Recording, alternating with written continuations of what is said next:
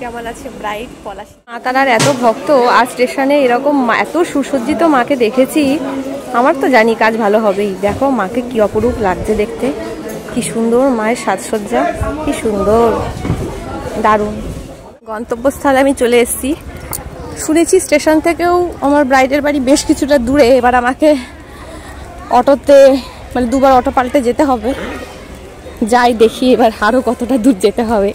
এটা তো খুবই মানে ইজি জার্নি, ট্রেনে করে একদম পলাশী, কিন্তু এরপরে আবার দেখি যাই।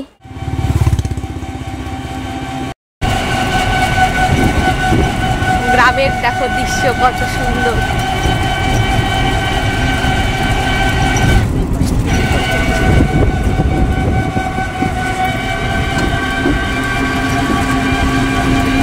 আর কতটা গো কাকু? গ্রামে ঢুকছো? আচ্ছা চলো। নাম কি তোমার? নাম কি গো? হ্যাঁ মৌসুমী। আচ্ছা আচ্ছা মৌসুমী, তুমি কেমন সাজতে চাইছো বলো একটু? লজ্জা পেও না, বলো বলো। সব কিছু কিন্তু আমার ইচ্ছে মতো হবে না। আমি কিন্তু কালকে রিং লাইট নিয়ে গিয়েছিলাম যে ছবি ভিডিওগুলো ভালো করে তুলবো, কিন্তু তোমরা আশা করি দেখতেই পাচ্ছ ঘরে এত পরিমাণে লোকজন ছিল। আসলে ওদেরও কিছু করার ছিল না, যেহেতু ওদের রিচুয়ালসটা সব কিছু এক সময়ের মধ্যেই হয়। একটা হচপচ মতো অবস্থায় সবাই পড়ে যায়, এত তাড়াহুড়ো, এত লোকজন। আর আমিও সেই মধ্যে কাউকে বারণ করতে পারছিলাম না যে এসো না, ঘরে ঢুকো না। কী করবো, কিছু করার নেই। আমি কিন্তু রিং লাইট নিয়ে গিয়েছিলাম, কিন্তু সেটা যে জ্বালিয়ে ভিডিও করব সেটার মতো কোনো অপশানই ছিল না। আমার কাছে কাজটা আসল, মানে যে সাজে তাকে স্যাটিসফাইড করা, আর অনুষ্ঠানে যারা উপস্থিত আছে তাদের যাতে সবার চোখে কাজটা ভালো লাগে, সেটাই আমার মেন ফোকাস থাকে। এবার আমিও তো চাই যে আমার কাজের ভিডিও বা ছবি তোমাদের সাথে শেয়ার করার, কিন্তু সবসময় তো সেটা আমার ইচ্ছা মতো হবে না। সেই জন্য এখানে একটু কালো কালো লাগতেই পারে, বুঝতেই পারছো ঘরে কতটাই বা আলোর জোর থাকে। এবার লাস্টে যে ছবি ভিডিও নেব সেখানেও প্রচণ্ড তাড়াহুড়া। আমি তো দেখতেই পাচ্ছ একদম নাইটি পুরোই ওকে কিন্তু পুরো রেডি করে দিয়েছিলাম। আমি তোমাদের এটাই আগেও বলেছিলাম যে আমি একদম স্কিন ফিনিশ মেকআপ পছন্দ করি।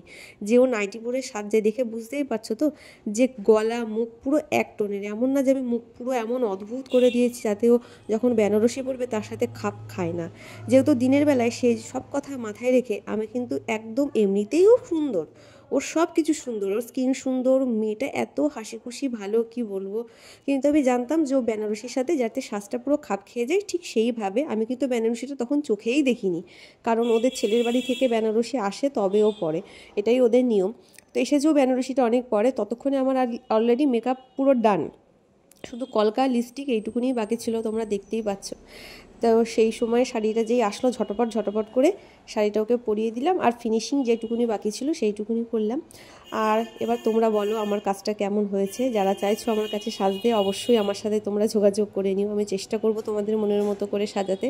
আর লাস্টে তো রিভিউ নেওয়ারও মতো টাইম ছিলও না, আর আমি ঘরে অন্ধকারে কী বা নেব, তাও আমি বললাম যে নিই ভিডিও তোমাদের সাথে শেয়ার করব বলে। আমার ব্রাইড তো প্রচণ্ড খুশি ছিল, আর ওর বাড়িতে যারা উপস্থিত ছিল সবারই ভালো লেগেছে। এটাই আমার কালকের পাওয়া ছিল, এটাই। লাজুক ব্রাইড। আচ্ছা লাজুক ব্রাইড, বলো তো তোমার কি মনের মতো করতে পেরেছি? হ্যাঁ সবকিছু পছন্দ হয়েছে? হ্যাঁ সবকিছু পছন্দ। আচ্ছা আবার ডাকো তো আমাকে এখানে কাজ হলে বলো। হ্যাঁ হ্যাঁ আচ্ছা ঠিক আছে, ও লজ্জায় পড়ে যাচ্ছে দেখো। চলো।